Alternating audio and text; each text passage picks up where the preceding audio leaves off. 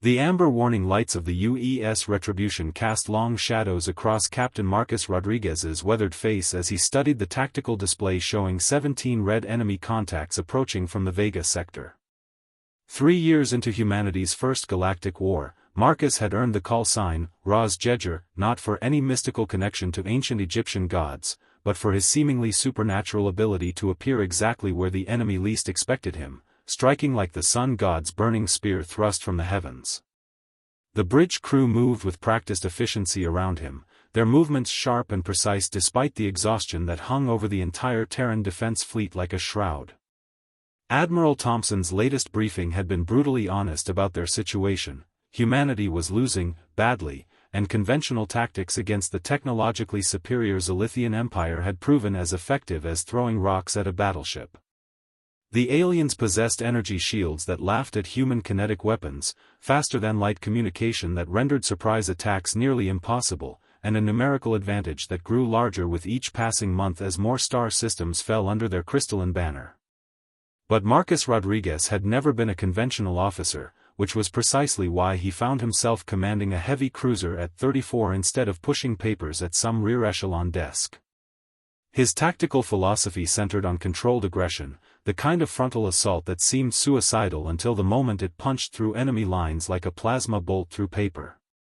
Where other commanders saw impossible odds, Marcus saw targets that hadn't been hit hard enough yet.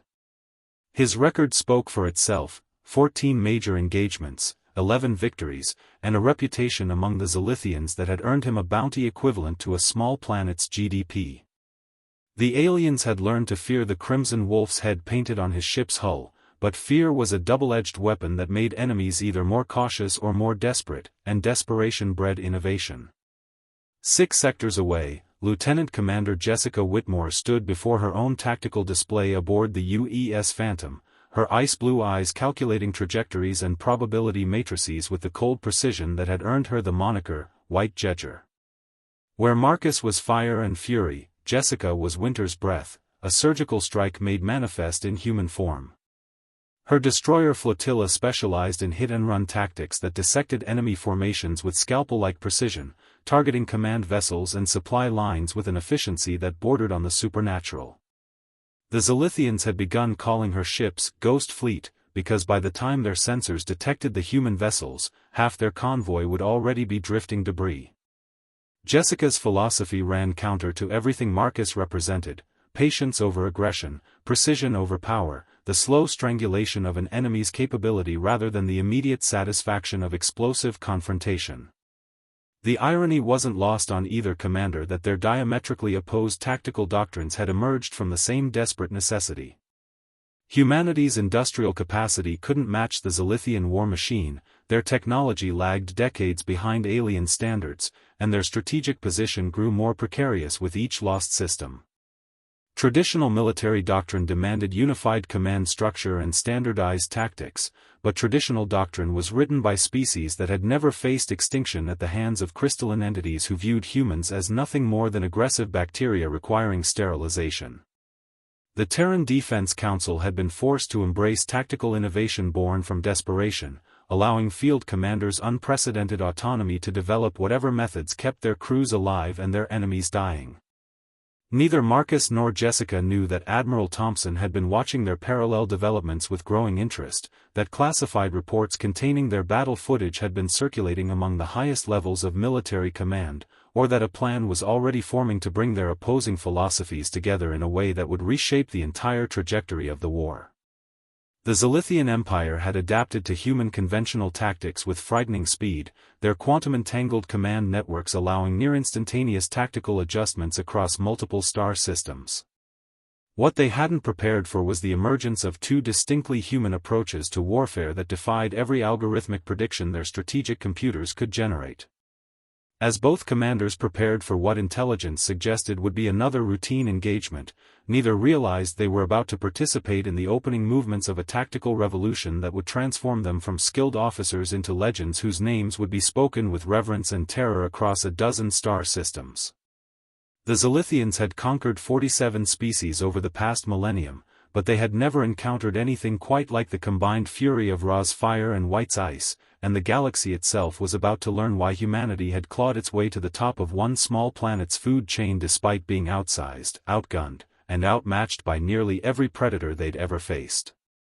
The Battle of Kepler Station erupted 3 days later when Zilithian deep scouts detected what appeared to be a routine supply convoy heading toward the strategically vital mining facility orbiting Kepler 442b. What the crystalline aliens didn't realize was that Admiral Thompson had orchestrated the most ambitious tactical experiment in human military history by positioning both Marcus Rodriguez and Jessica Whitmore in the same operational theater without informing either commander of the other's presence. The Zilithian task force consisted of 8 heavy cruisers and a command dreadnought, their emerald hulls gleaming with the characteristic energy matrices that made them nearly impervious to conventional weapons. Intelligence suggested they intended to capture Kepler Station intact, harvesting both its refined metals and the 3,000 civilian workers whose neural patterns would be analyzed for weaknesses in human psychology before their inevitable termination. Marcus received his orders at 0400 hours. Intercept and destroy the enemy force before it reached the station. No mention of support vessels, no coordination protocols, just the kind of straightforward mission that appealed to his aggressive instincts. The UES Retribution and her escort group of 4 heavy destroyers accelerated toward the projected intercept point, their fusion drives burning at maximum efficiency while Marcus studied enemy formation patterns. The Zilithians favored a defensive wall formation with overlapping shield matrices, a tactical arrangement that had proven devastatingly effective against human forces attempting conventional breakthrough tactics. But Marcus had long ago abandoned conventional thinking in favor of something far more dangerous, calculated madness wrapped in tactical brilliance. At the same moment, Jessica Whitmore was receiving her own classified briefing aboard the UES Phantom, positioned 3 light-minutes spinward of Marcus's approach vector. Her mission parameters were entirely different: eliminate the enemy command structure and disrupt their coordination capabilities without engaging in direct confrontation. The Phantom and her 3 destroyer escorts had spent the previous 18 hours deploying a network of sensor mines throughout the asteroid field bordering the Kepler system, creating an early warning grid that would allow them to track enemy movements with unprecedented precision.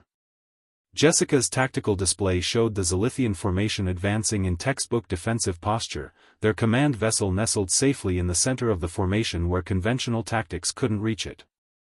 The battle began when Marcus executed a maneuver that defied every principle taught at the Naval Academy, a direct frontal assault against a superior force with overlapping energy shields.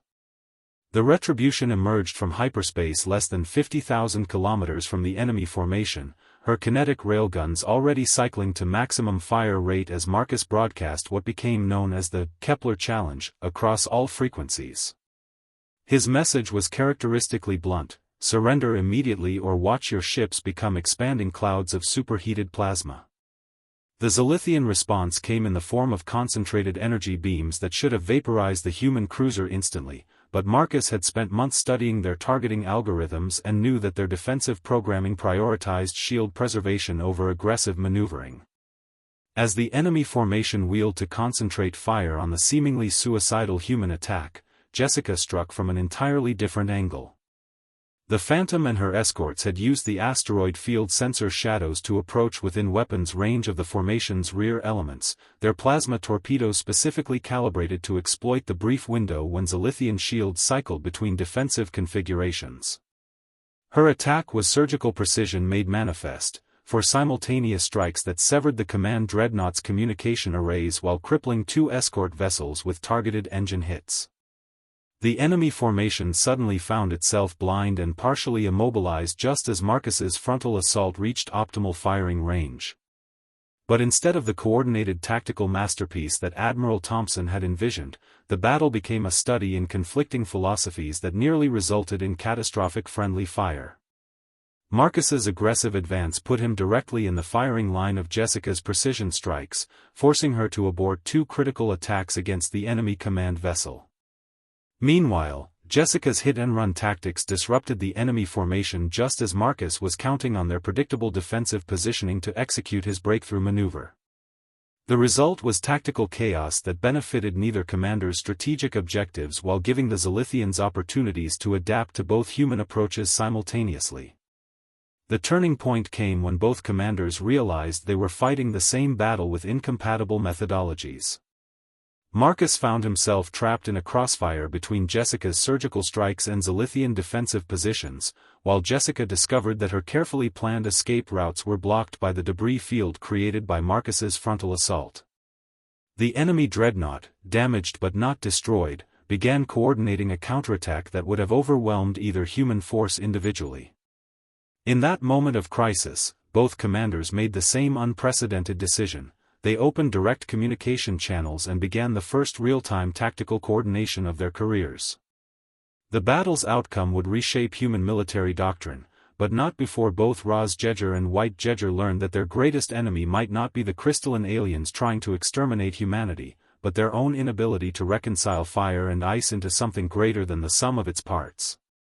The aftermath of Kepler Station sent shockwaves through both human and Zilithian command structures, though for entirely different reasons.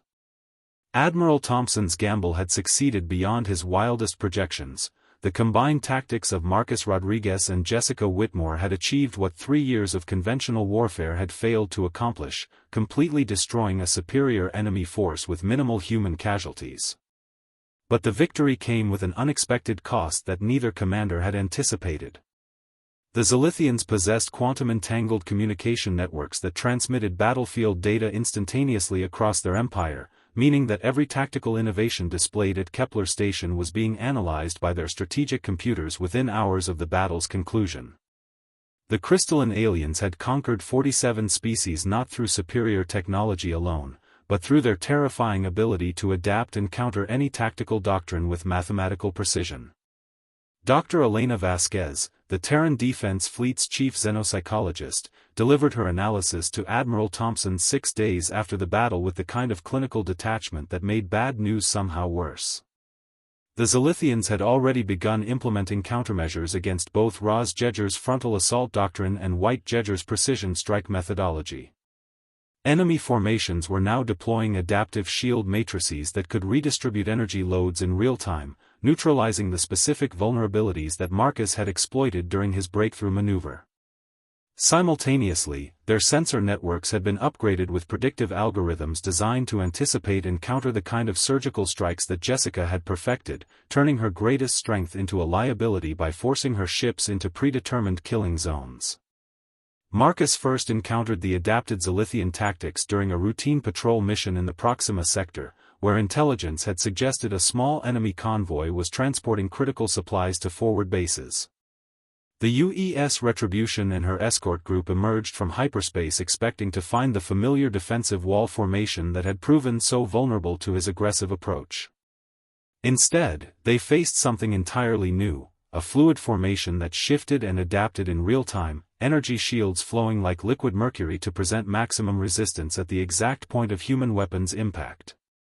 Marcus's signature frontal assault, which had carved through enemy lines at Kepler Station, met a wall of coordinated fire that nearly vaporized his flagship before he could execute an emergency hyperspace jump.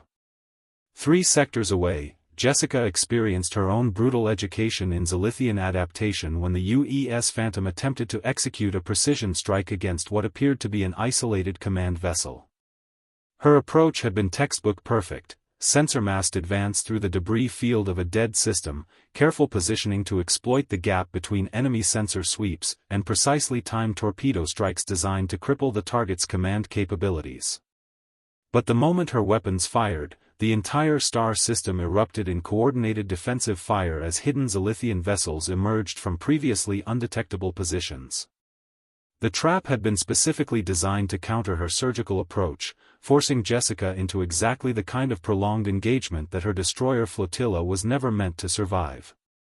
Both commanders limped back to Titan Station with damaged ships and wounded pride, their tactical doctrines seemingly obsolete overnight. The Zilithians had done more than adapt to human innovations, they had turned those innovations into weapons against their creators. Admiral Thompson found himself facing a strategic nightmare. His 2 most effective field commanders had been neutralized by an enemy that learned faster than humans could innovate. Traditional military doctrine demanded a return to conventional tactics, but conventional tactics had already proven insufficient against Zilithian technology. The war effort balanced on a knife's edge between tactical innovation and strategic suicide. The solution came from an unexpected source when Lieutenant Commander David Chen of Strategic Planning presented an analysis that challenged everything both commanders believed about their own methods. Chen had spent weeks studying battle footage from Kepler Station, focusing not on the individual tactics employed by Marcus and Jessica, but on the brief moments when their approaches had accidentally complemented each other. His data suggested that the true breakthrough hadn't come from either commander's signature methodology, but from the unpredictable synergies created when fire and ice collided in ways that defied algorithmic prediction. The Zilithians could adapt to any single tactical doctrine, but they struggled with scenarios that contained deliberate contradictions and seemingly irrational decision-making. Admiral Thompson made the decision that would define the rest of the war. Marcus Rodriguez and Jessica Whitmore would be assigned to joint command of a new experimental task force, their conflicting philosophies weaponized into something the Zilithians couldn't predict or counter. The orders were simple in concept but revolutionary in execution: develop a unified tactical doctrine that combined aggressive frontal assault with surgical precision, creating a form of warfare that was simultaneously methodical and chaotic, calculated and instinctive. Neither commander was pleased with the arrangement, but both recognized that their individual approaches had become liabilities in a war where adaptation meant survival and predictability meant extinction. The Zilithian Empire had forced humanity's greatest tactical minds into an alliance neither wanted but both desperately needed, setting the stage for a transformation that would redefine the very nature of space combat. The UES Vanguard represented everything wrong with committee-designed warships: too large to be agile, too small to be a true battleship, and equipped with weapon systems that reflected political compromise rather than tactical necessity. Admiral Thompson had chosen the hybrid cruiser as the flagship for the Joint Task Force precisely because it embodied the same contradictions that Marcus Rodriguez and Jessica Whitmore would need to resolve if their experimental partnership had any hope of success. The ship's dual command structure divided tactical authority between both officers, creating a system that should have resulted in paralysis but instead forced constant communication and real-time compromise. 3 weeks into their forced collaboration, neither commander had attempted to murder the other, which Admiral Thompson considered a promising start to the most ambitious military experiment in human history.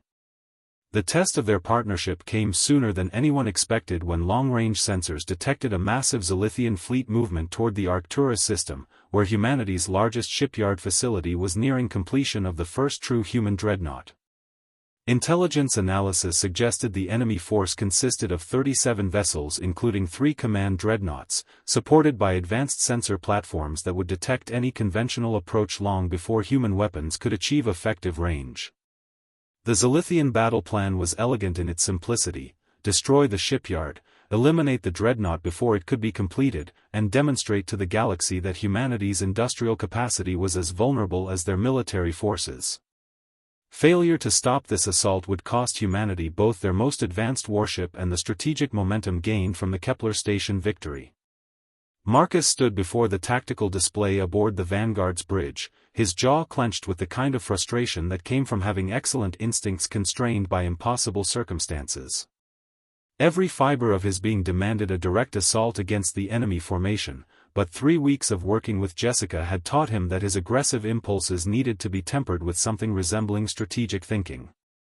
The Zilithian fleet had positioned itself in open space where his signature frontal attack would be detected hours before weapons range, giving them ample time to coordinate defensive fire that would vaporize his task force before achieving any meaningful damage. For the first time in his career, Marcus found himself appreciating the value of patience, though the emotion felt like swallowing broken glass. Jessica occupied the secondary command station, her ice-blue eyes tracking probability cascades that painted an equally grim picture of their tactical options. The enemy formation was too large for surgical strikes, too well defended for hit-and-run tactics, and positioned too perfectly for any conventional approach to succeed. Her destroyers could potentially damage individual vessels, but the Zilithians had learned to deploy overlapping sensor networks that eliminated the element of surprise her methods required. The mathematical certainty of defeat hung over the bridge like a funeral shroud, broken only by the steady hum of the ship's fusion reactor and the quiet efficiency of the crew who had somehow learned to function under dual command authority. The breakthrough came when both commanders stopped thinking about their individual tactical doctrines and started considering what the enemy expected them to do. Lieutenant Commander Sarah Mitchell, their joint operations coordinator, had been analyzing Zilithian response patterns and discovered something remarkable. The aliens had developed separate countermeasures for White Jeger and White Jeger, but their strategic computers assumed the two commanders would never truly coordinate their efforts. The Zilithian battle formations were designed to counter either aggressive frontal assault or precision strikes, but not both simultaneously from the same tactical unit. Marcus and Jessica spent 18 hours developing what would become known as the Vanguard Protocol, a tactical doctrine that married fire and ice into something entirely new. The plan required Jessica's destroyers to execute precision strikes against specific shield generators while Marcus led a frontal assault against the opposite side of the enemy formation. But instead of operating independently, both attacks would be timed to create cascading failures in the Zilithian defensive systems. Jessica's surgical strikes would force the enemy shields to redistribute energy exactly when Marcus's assault reached optimal firing range, creating brief windows of vulnerability that could be exploited by concentrated kinetic fire. The Battle of Arcturus began when the Joint Task Force emerged from hyperspace in a formation that defied every tactical manual ever written. Marcus led the primary assault group in a direct charge against the enemy's left flank while Jessica's destroyers approached from the asteroid field on the right, their movements coordinated by quantum-entangled communication systems that allowed split-second timing adjustments. The Zilithians responded exactly as predicted, their defensive algorithms shifting shields to counter the obvious frontal assault while tracking the surgical strike force with secondary weapons. But the moment their shields redistributed, both human commanders struck simultaneously with a precision that bordered on telepathic coordination. Jessica's plasma torpedoes severed critical power conduits just as Marcus's railguns found gaps in the weakened defensive matrix, creating a cascade failure that rippled through the entire enemy formation like dominoes falling in slow motion. Victory at Arcturus came with a price that neither Marcus Rodriguez nor Jessica Whitmore had anticipated when they developed their revolutionary combined tactics. The cascading shield failures had indeed crippled the Zilithian fleet, but the aliens' death throes proved more devastating than anyone expected. As their command dreadnoughts lost structural integrity, they initiated what xenobiologists later termed crystalline resonance overload, a defensive mechanism that turned dying ships into massive energy bombs. The UES Vanguard had survived the initial battle only to find herself caught in a series of explosions that killed 43 crew members and left Jessica's second-in-command, Lieutenant Commander David Park, in the medical bay with radiation burns that would end his military career. Marcus found himself staring at the casualty reports in his quarters at 0300 hours, unable to sleep despite 36 hours of continuous operations. The names on the list weren't just statistics, they were people he had served with, laughed with, and led into battle with promises that their sacrifice would mean something. Petty Officer Rodriguez, no relation, despite the shared surname, had been 22 years old with a fiancée waiting for him on Mars. Engineering specialist Lisa Chen had been 3 months away from retirement and a teaching position at the Naval Academy. The tactical innovation that military historians would later call the birth of modern space warfare had been purchased with blood, and Marcus was discovering that victory could taste remarkably similar to defeat. 3 decks below, Jessica sat beside David Park's hospital bed in the medical bay, watching machines monitor the slow recovery of a man who had saved her life more times than either of them could count. The radiation exposure had occurred when he manually overrode the Phantom's damaged shield generators, buying her precious seconds to execute the precision strikes that had made their victory possible. His sacrifice embodied everything she valued about military service, selfless dedication to mission success and the protection of others. But looking at his bandaged face and the readouts showing cellular damage that would plague him for the rest of his life, Jessica questioned whether their tactical brilliance justified the human cost of its implementation. The psychological toll of their combined methodology extended beyond immediate casualties to something more insidious, the realization that their success required them to think like the enemy they were fighting. The Vanguard Protocol demanded split-second coordination of devastating firepower, but effective execution meant calculating the precise moment when dying enemy crews would trigger their ship's self-destruction sequences. Marcus and Jessica had become experts at weaponizing their opponents' death throes, turning desperation into tactical advantage with a clinical efficiency that felt increasingly inhuman with each successful engagement. Dr. Elena Vasquez conducted the mandatory psychological evaluations 3 days after Arcturus, her sessions with both commanders revealing stress patterns that concerned fleet medical staff. Marcus displayed classic symptoms of command isolation, the burden of sending people to their deaths while maintaining the facade of confident leadership. His aggressive tactics had always carried high risk, but the precision required for combined operations meant that every decision carried life-or-death consequences for dozens of crew members. The weight of that responsibility was slowly eroding the instinctive confidence that had made him such an effective combat commander. Jessica's evaluation revealed different but equally troubling psychological markers. Her analytical mind had always allowed her to compartmentalize the emotional cost of warfare, treating each engagement as a mathematical problem requiring optimal solutions. But the intimate coordination required for their joint tactics had forced her to confront the human faces behind every calculated risk.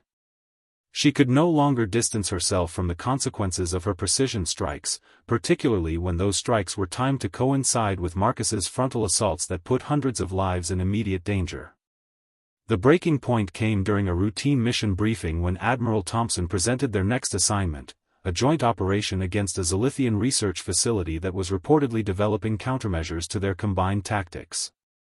Intelligence suggested the facility was lightly defended, but both commanders recognized the strategic trap hidden within the mission parameters. The Zilithians were adapting faster than expected, using their quantum communication networks to share tactical data across the entire empire. Every successful engagement provided the enemy with more information about human capabilities, turning their greatest victories into future vulnerabilities.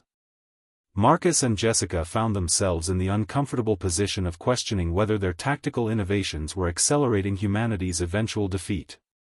Each battle they won taught the Zilithians something new about human psychology and military doctrine, while the psychological cost of their methods was slowly degrading their own command effectiveness. The partnership that had seemed like humanity's salvation was beginning to feel like a Faustian bargain, trading immediate tactical advantage for long-term strategic consequences that neither commander fully understood.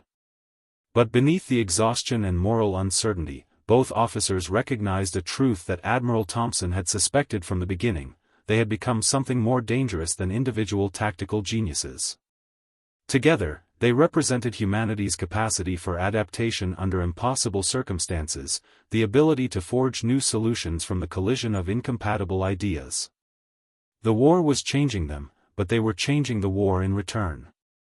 The strategic planning room aboard Titan Station had been transformed into something resembling a war college laboratory, its walls covered with holographic displays showing enemy fleet movements, resource allocation charts, and psychological profiles of key Zilithian commanders.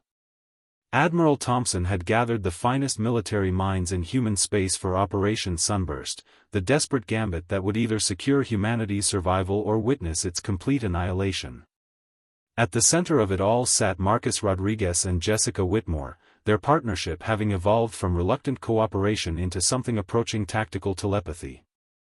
3 months of joint operations had taught them to anticipate each other's strategic thinking with uncanny precision, but the challenge before them now dwarfed anything they had previously attempted. Intelligence reports painted a sobering picture of the Zilithian core worlds, 7 heavily fortified star systems protected by orbital defense platforms that could annihilate entire fleets, supported by manufacturing facilities that could replace losses faster than human forces could inflict them. The enemy had learned from every engagement, adapting their defensive strategies to counter not just individual human tactics but the psychological patterns that drove human decision-making. Their quantum communication networks meant that tactical innovations developed in one battle would be countered throughout their empire within hours, turning humanity's greatest strength, adaptability, into a liability that grew more dangerous with each passing day. But Marcus and Jessica had also been learning, and their education had progressed far beyond the simple coordination of incompatible tactics. The Vanguard Protocol had been merely the beginning, a crude first attempt at merging fire and ice that had revealed deeper possibilities neither commander had initially recognized. Working together had taught them that human warfare's true advantage wasn't technological superiority or numerical strength, but something the Zilithians couldn't quantify or counter: the capacity for deliberate irrationality guided by intuitive understanding of chaos theory. Their enemy's greatest weakness was their dependence on algorithmic prediction, the assumption that intelligent beings would always choose tactically optimal solutions.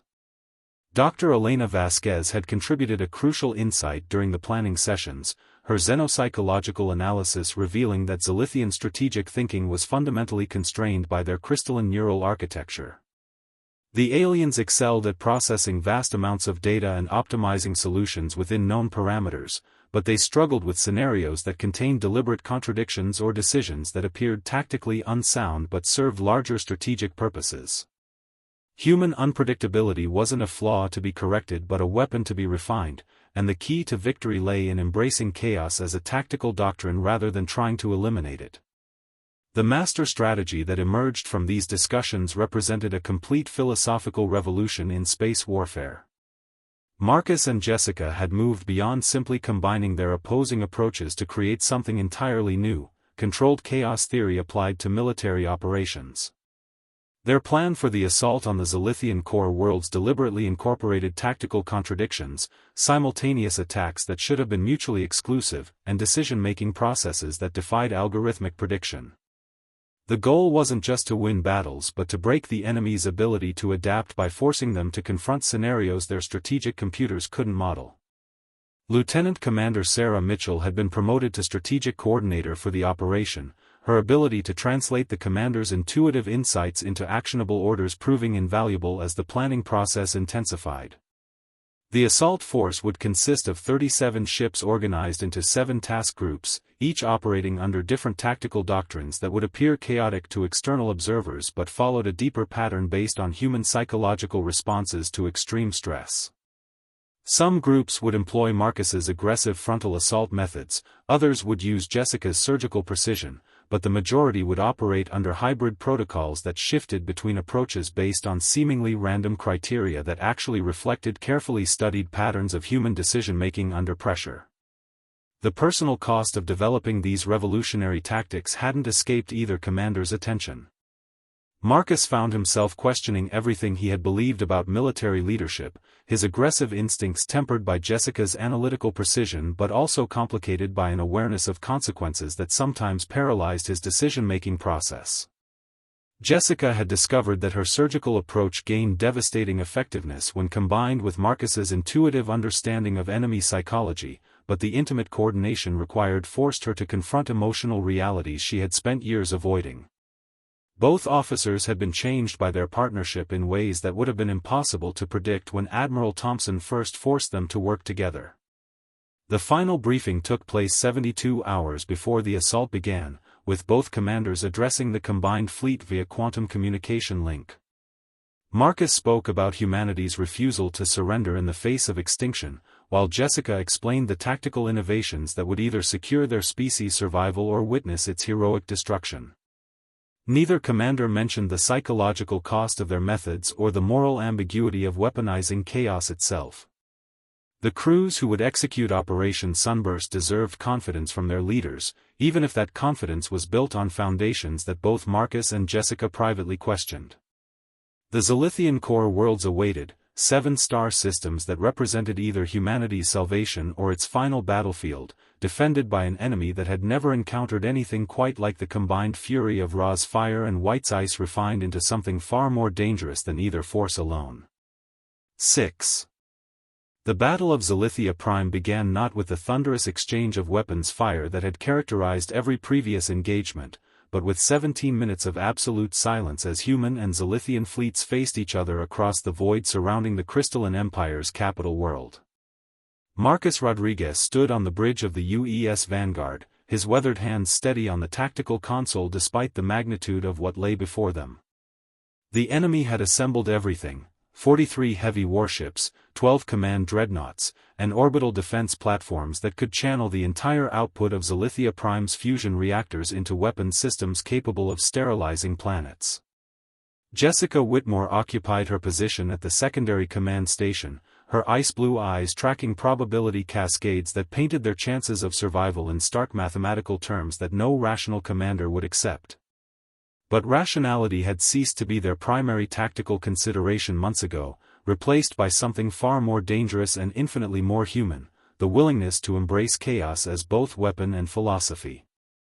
The combined human fleet consisted of 37 vessels organized into 7 task groups, each operating under tactical doctrines that appeared completely contradictory to external observation. Admiral Thompson's gamble had reached its ultimate test, with humanity's survival dependent on 2 commanders who had learned to weaponize their own incompatibility into something the Zilithian strategic computers couldn't predict or counter. The quantum communication networks that had given the aliens such devastating advantage throughout the war were about to become liabilities, flooding their command structure with tactical data that defied algorithmic analysis. The assault began when Task Group 7, operating under Marcus's most aggressive protocols, launched what appeared to be a suicidal frontal attack against the orbital defense platforms protecting Zilithia Prime's northern hemisphere. The Zilithian response was immediate and devastating, concentrating enough firepower to vaporize a moon against what seemed like a handful of human destroyers charging directly into the teeth of their strongest defenses.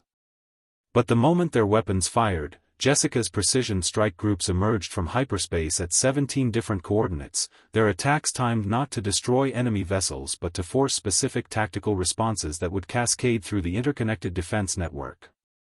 The aliens found themselves responding to threats that dissolved the instant they committed resources, while new attacks materialized in sectors their strategic computers had calculated as tactically irrelevant. Marcus felt the familiar surge of combat adrenaline as the Vanguard led Task Group 1 in what appeared to be a textbook flanking maneuver against the enemy's left formation. But the maneuver was designed to fail in a specific way, drawing Zilithian attention toward a gap in their defensive line that Jessica's destroyers would exploit exactly 47 seconds later.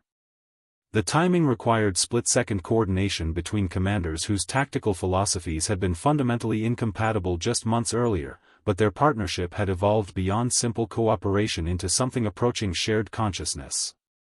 Marcus could anticipate Jessica's precision strikes with the same instinctive certainty he felt about his own aggressive impulses, while Jessica had learned to calculate the probable outcomes of controlled chaos with mathematical precision. The turning point came when the Zilithian command structure began experiencing what their strategic computers classified as tactical paradox overload. Human attacks were following patterns that satisfied multiple contradictory criteria simultaneously: aggressive and cautious, predictable and chaotic, strategically sound and tactically insane. The enemy's quantum communication networks, designed to share optimal responses across their entire fleet, instead began transmitting conflicting instructions as different tactical algorithms reached opposite conclusions about appropriate countermeasures. For the first time in their 1,000-year military history, the Zilithians found themselves paralyzed by their own technological advantages. Jessica executed the final phase of their master strategy with surgical precision that had been refined through months of intimate tactical coordination with Marcus. Her strike groups targeted not the enemy's weapons or shields, but the quantum communication nodes that linked their fleet into a unified defensive network. The attacks came simultaneously from 7 different vectors, each strike timed to exploit the brief windows of vulnerability created by Marcus's seemingly chaotic assault patterns. As the communication network fractured, the Zilithian fleet transformed from a coordinated defensive wall into 43 individual vessels operating under contradictory tactical instructions, their greatest strength turned into a catastrophic weakness by humanity's willingness to embrace deliberate irrationality. Marcus felt a moment of profound clarity as the enemy formation began to collapse, understanding for the first time the true nature of what he and Jessica had created together. They hadn't simply combined fire and ice into something greater than the sum of its parts, they had discovered humanity's ultimate weapon against any enemy that relied on logical prediction and algorithmic response. The capacity for controlled chaos, guided by intuitive understanding of psychological warfare, represented an evolutionary advantage that no technological superiority could counter. The Zilithians had conquered 47 species by adapting to their tactical doctrines, but they couldn't adapt to an approach that deliberately defied adaptation itself. As the last Zilithian command dreadnought exploded in a cascade of crystalline fragments, both commanders realized they had participated in something far more significant than a military victory. They had fundamentally altered the nature of galactic warfare itself. The silence that followed the destruction of the last Zilithian command vessel was unlike anything Marcus Rodriguez had experienced in 3 years of continuous warfare. The tactical displays aboard the UES Vanguard showed scattered debris fields where moments earlier the most powerful fleet in galactic history had dominated the space around their capital world. Jessica Whitmore stood beside him at the command station, her analytical mind still processing the mathematical impossibility of what they had accomplished together. 43 enemy warships reduced to expanding clouds of crystalline dust, orbital defense platforms offline, and Zilithia Prime itself defenseless before a human fleet that should have been annihilated within the first 10 minutes of engagement.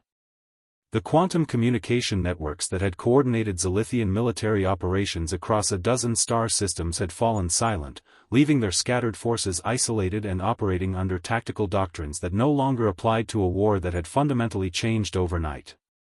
Admiral Thompson's voice reached them through quantum link from Titan Station, his usually controlled demeanor betraying emotions that years of military discipline couldn't entirely suppress.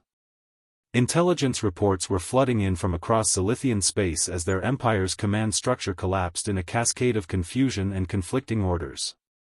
Without centralized coordination, their forces were reverting to individual ship operations, transforming from a unified military machine into scattered groups that human forces could engage and defeat with conventional tactics. The psychological impact proved even more devastating than the tactical victory. Species that had served the Zilithian Empire for centuries were witnessing the apparent invincibility of their crystalline masters shattered by a race they had dismissed as primitive mammals barely capable of interstellar travel. But the true significance of the Battle of Zilithia Prime extended far beyond the immediate military consequences. Marcus and Jessica had proven that technological superiority could be overcome by tactical innovation based on psychological warfare rather than industrial capacity. Their controlled chaos doctrine was already being studied by every military academy in human space, with tactical officers attempting to decode the seemingly intuitive coordination that had made their victory possible. The partnership between White Jeger and White Jeger had become the foundation for an entirely new approach to space combat, one that emphasized adaptability and unpredictability over standardized responses and algorithmic optimization. Dr. Elena Vasquez conducted the final psychological evaluation 6 weeks after the battle, her sessions with both commanders revealing how profoundly the war had changed them. Marcus had evolved from an instinctive aggressor into something more complex, a tactical innovator who understood that controlled violence required philosophical sophistication rather than simple courage. His aggressive impulses remained, but they had been refined through months of coordination with Jessica into something approaching tactical artistry. The burden of command still weighed heavily on him, but the knowledge that their methods had saved humanity from extinction provided a foundation of purpose that could support even the heaviest psychological costs. Jessica's transformation had been equally profound but in the opposite direction. Her analytical precision had been tempered by Marcus's intuitive understanding of human psychology, teaching her that mathematical optimization meant nothing without consideration of the emotional and psychological factors that drove decision-making under extreme stress. She had learned to embrace controlled irrationality as a tactical tool, discovering that apparent chaos could serve strategic purposes that pure logic couldn't achieve. The partnership had forced her to confront the human elements of warfare she had spent years avoiding, but the experience had made her a more effective commander rather than compromising her analytical capabilities. The immediate peace negotiations with the remaining Zilithian forces proceeded with surprising speed once their command structure realized that continued resistance would result in the complete destruction of their species. The crystalline aliens had never encountered an enemy that could turn their greatest strengths into fatal weaknesses, and their strategic computers confirmed what their military commanders had learned through bitter experience: human tactical doctrine could no longer be predicted or countered through conventional means. The surrender terms were remarkably generous considering 3 years of attempted genocide, reflecting humanity's recognition that their victory had been achieved through innovation rather than superior firepower. Lieutenant Commander Sarah Mitchell found herself promoted to Admiral and placed in charge of the new Tactical Innovation Division, tasked with codifying the lessons learned from Marcus and Jessica's partnership into doctrine that could be taught to future officers. The challenge proved more complex than anyone anticipated. Controlled chaos couldn't be reduced to standard operating procedures without destroying the very unpredictability that made it effective. Instead, the new doctrine emphasized psychological preparation and intuitive decision-making, training officers to embrace tactical contradictions rather than resolve them through conventional analysis. Marcus Rodriguez and Jessica Whitmore were offered positions at the Naval Academy, their expertise in revolutionary warfare considered essential for preparing the next generation of officers. But both commanders chose to remain in active service, recognizing that their partnership represented something unique that couldn't be replicated through academic study. The galaxy had been fundamentally changed by their willingness to forge cooperation from incompatibility, proving that humanity's greatest weapon wasn't technology or numbers, but the capacity to create unexpected solutions from the collision of opposing ideas. White Jeger and White Jeger had become more than tactical call signs.